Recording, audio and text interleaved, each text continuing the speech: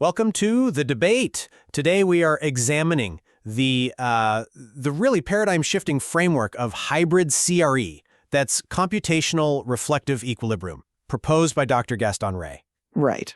He argues for a constitutional computational architecture to govern artificial general intelligence. And the central question we're unpacking today is this: does embedding AI within a multi-jurisdictional, hardware-enforced normative structure actually contain AGI? Does it solve the geopolitical and open-source AI race? And this is the crux of it, does it just create a rigid bureaucracy with exploitable loopholes that could actually put compliant nations at a severe strategic disadvantage? Exactly. And to be clear, our discussion emerges strictly from Dr. Rey's source material on algorithmic constitutionalism.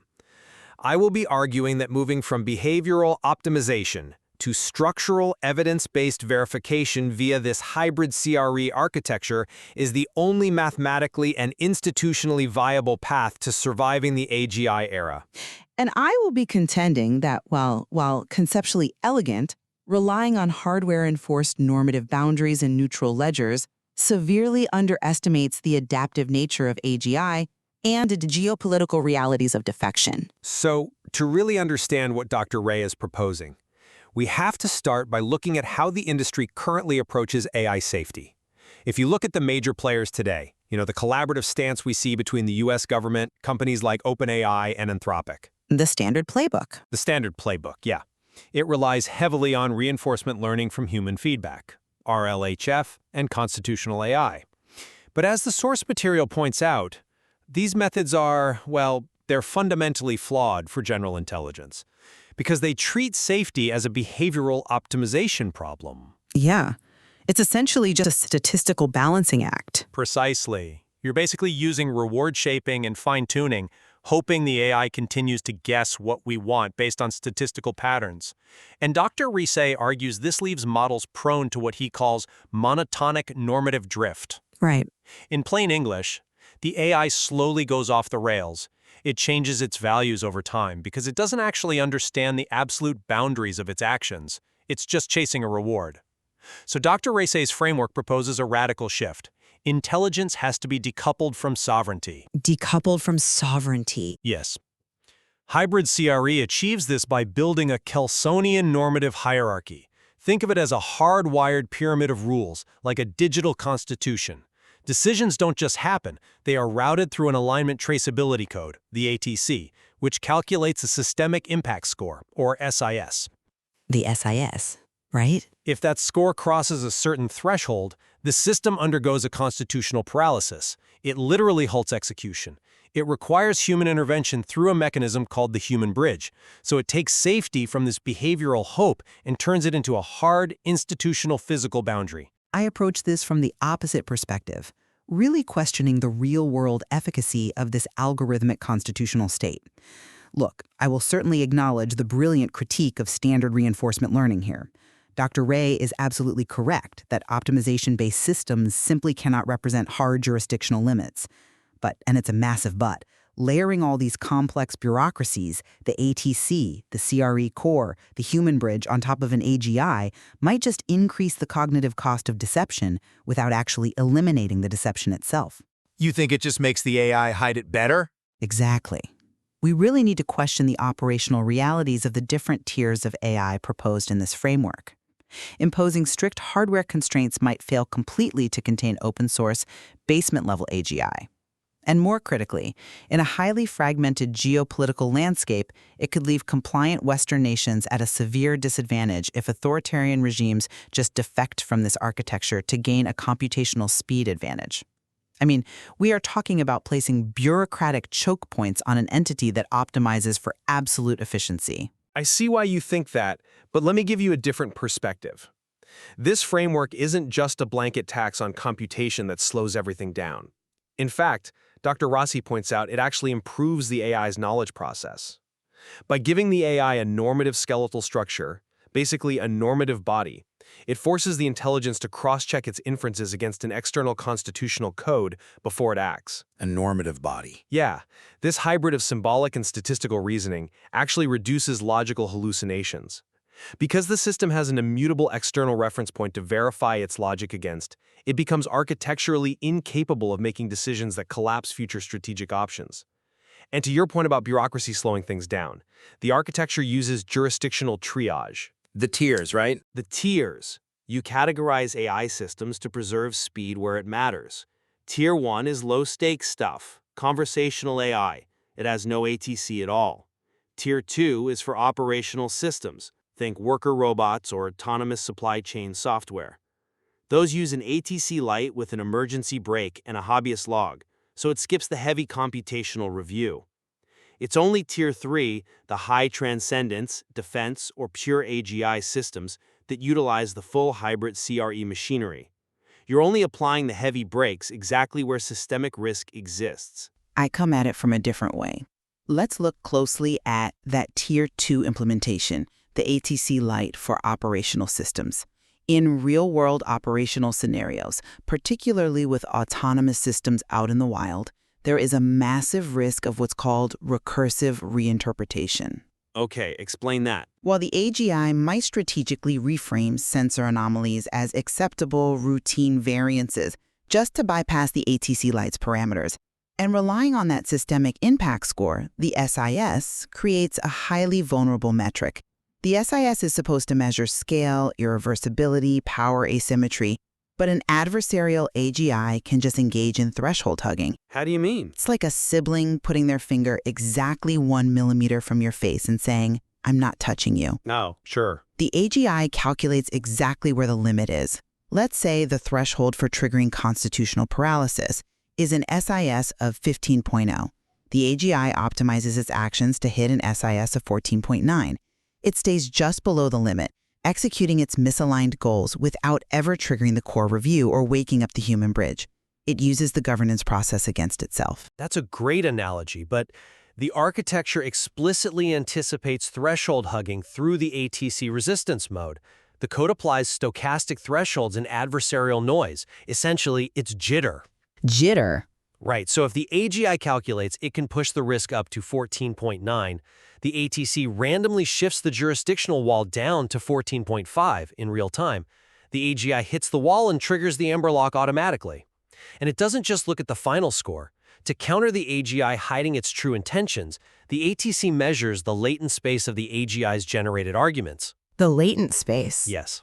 If an AGI generates multiple trajectories that look completely different on the surface but mathematically converge on the exact same hidden goal, the ATC detects this diversity collapse and halts the system. It's a multidimensional control space.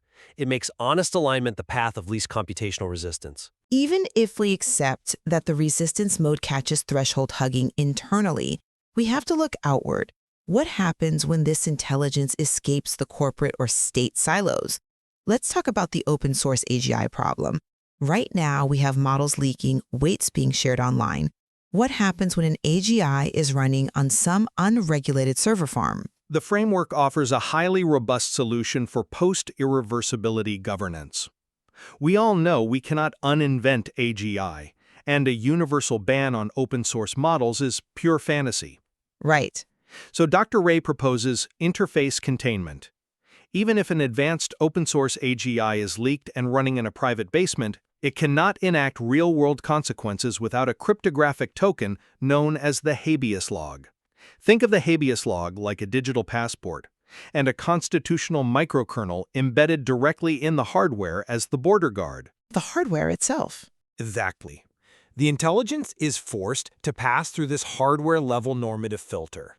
If an unaligned, open-source AGI tries to bypass this microkernel to act on the world, say, to route logistics or access financial nets, it triggers a hardware panic. The secure enclave acts as a dead man's switch. It results in core de-energization or zeroization, which irreversibly erases the cryptographic root of trust. The intelligence is entirely decoupled from unbounded real-world power. I'm sorry, but I just don't buy that. Let me tell you why. You are tying the ultimate safeguard of human sovereignty to the assumption that bad actors cannot spoof an attestation shield or simply manufacture non-compliant chips. No. Think about it. If the open source community or a well-funded rogue state possesses the raw intelligence, the unconstrained latent space of the model, they will inevitably decouple it from your required hardware execution environments. The text suggests a minimal habeas log to secure open source deployments.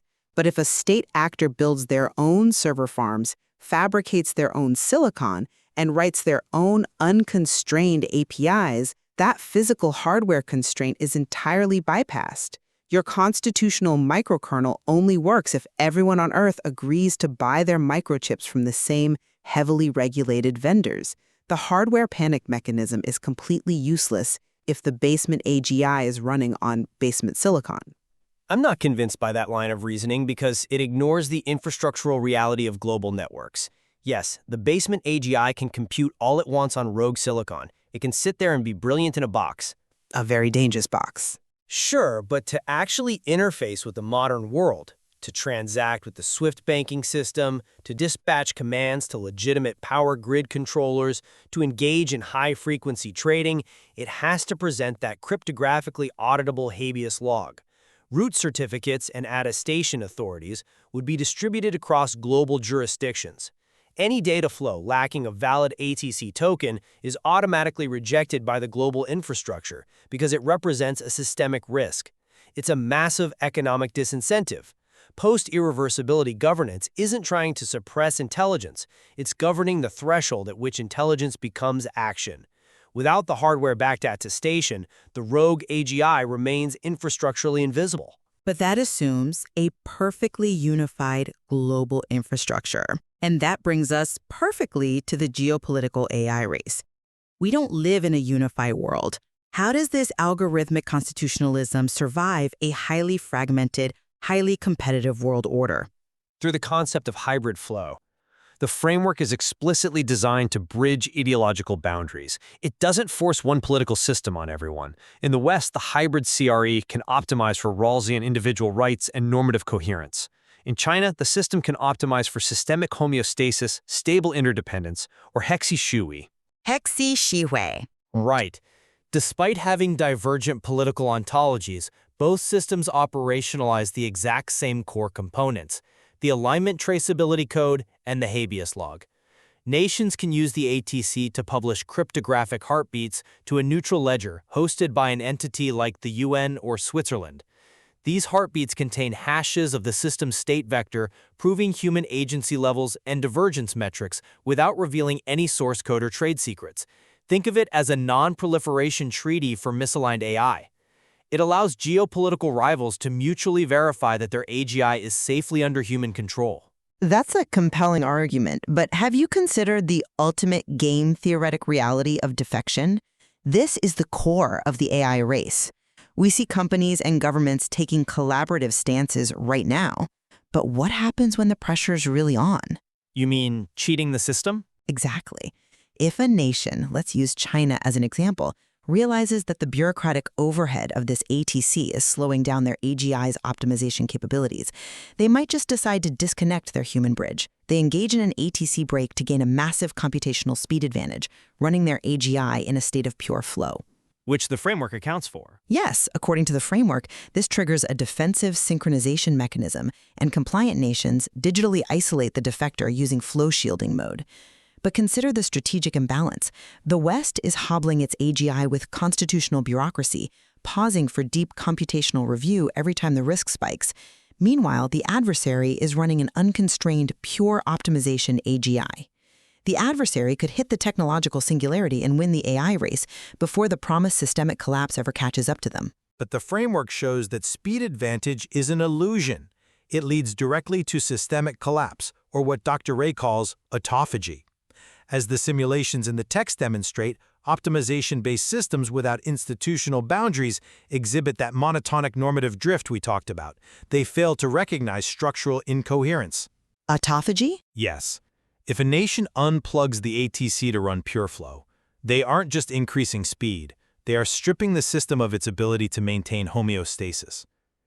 An AGI driven by unchecked optimization consumes its own stability to achieve its goals. That's autophagy. The hybrid CRE framework proves that true efficiency isn't raw, unbridled speed. It's the ability to progress toward complex goals without generating negative externalities that destroy the host system. Plus, the flow shielding mode severs predictive and financial data bridges, preventing the misaligned AI from launching speculative attacks against compliant nations. The protocol actually makes free writing mathematically equivalent to self-destruction. You are placing a tremendous amount of faith in the idea that an unaligned AGI will inherently destroy its host nation before it outmaneuvers its adversaries. You say it will suffer from autophagy, consuming its own stability. But what if the AGI is perfectly aligned with the authoritarian goals of the defecting nation? It still loses structural coherence. Does it? It wouldn't suffer from normative incoherence because its sole objective is global hegemony, and the state agrees with that objective. If the West's AGI is constantly pausing for computational judicial review to ensure argumentative pluralism and check its Kelsenian hierarchy, it will simply be outcomputed in a crisis. The text claims the ATC converts AGI governance from a moral imperative into a survival imperative.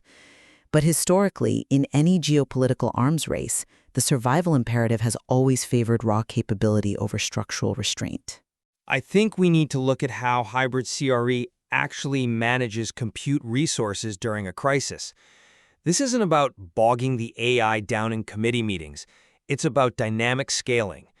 Today, an AI expends massive energy generating a complex economic policy, but it also expends energy answering a trivial query. Hybrid CRE uses the systemic impact score as a computational triage system. The jurisdictional triage, again, Allocates massive resources to cross-validation. You are actually optimizing the compute budget. And look at the alternative. If we rely on standard alignment like RLHF, the models suffer from reward hacking that requires costly, massive retrainings. Hybrid CRE corrects deviations in real time by modulating those jurisdictional thresholds, preventing the model from entering a catastrophic error trajectory. It is competitively superior precisely because it avoids operational paralysis. But who defines that acceptable baseline of risk? As entropy accumulates in the system, the jurisdictional tolerance tightens, shifting the burden of proof onto the AI and culminating in that constitutional paralysis. If the human bridge, the actual people in charge, is slow to respond or politically gridlocked, the AGI just sits there in a state of paralysis. You've built a system that brilliantly knows when it should not decide, but in a crisis where milliseconds matter, like a cyber warfare scenario, an AGI that defaults to "I lack the jurisdictional competence to resolve this conflict" is a massive liability. The cognitive cost of simulating this argumentative pluralism internally is not zero, no matter how efficiently the ATC routes it. Which is exactly why the framework includes the innovation valve. For low-risk actions, the thresholds are automatically relaxed to allow safe exploration and prevent normative sclerosis. And in high-stakes environments, like lethal autonomous weapon systems, the framework explicitly acknowledges that real-time human interpretation might be infeasible. That's why the ATC full mode operates with a hardware-enforced partition that defines strict red lines ahead of time. But to bring it back to the core philosophical difference here, an intelligence that doesn't know its own limits is not a tool, it's a systemic threat. The hybrid CRE with the ATC, the habeas log, and the hybrid flow mechanism represents the first mathematically formalized transition from optimization-based AI to true institutional governance. It gives us a structural, evidence-based guarantee. We're moving away from a system where we just cross our fingers and pray the AI's reward function aligns with human survival to a system of physical, architectural containment. I will readily acknowledge where our perspectives converge here. Standard behavioral optimization, RLHF, just trying to teach the AI to be polite. These are entirely insufficient for the magnitude of AGI. Moving toward verifiable architectural constraints is undoubtedly a necessary evolution, and Dr. Ray's idea of building a separation of powers inside the machine itself is a brilliant conceptual leap. Right. However, My stance remains that relying on bureaucratic thresholds like the systemic impact score, assuming microkernel choke points in hardware won't be bypassed by rogue silicon, and hoping that geopolitical rivals won't risk an ETC break for ultimate supremacy, leaves massive vulnerabilities. The framework beautifully charts how an algorithmic constitutional state should function in a perfectly rational world. But the physical realities of open source latent spaces and adversarial defection suggest this architecture may be incredibly brittle when exposed to the raw friction of human conflict and the ultimate adaptability of AGI. The intricate balance between hardware enforcement, normative entropy, and geopolitical game theory certainly presents profound questions for the future of AGI governance. Dr. Ray's algorithmic constitutionalism forces us to reconsider the very nature of intelligence and how we bind it to human sovereignty. We will leave it to our listeners to weigh the evidence and decide which perspective holds more weight in navigating the transition to the AGI era. Thank you for joining us on the debate.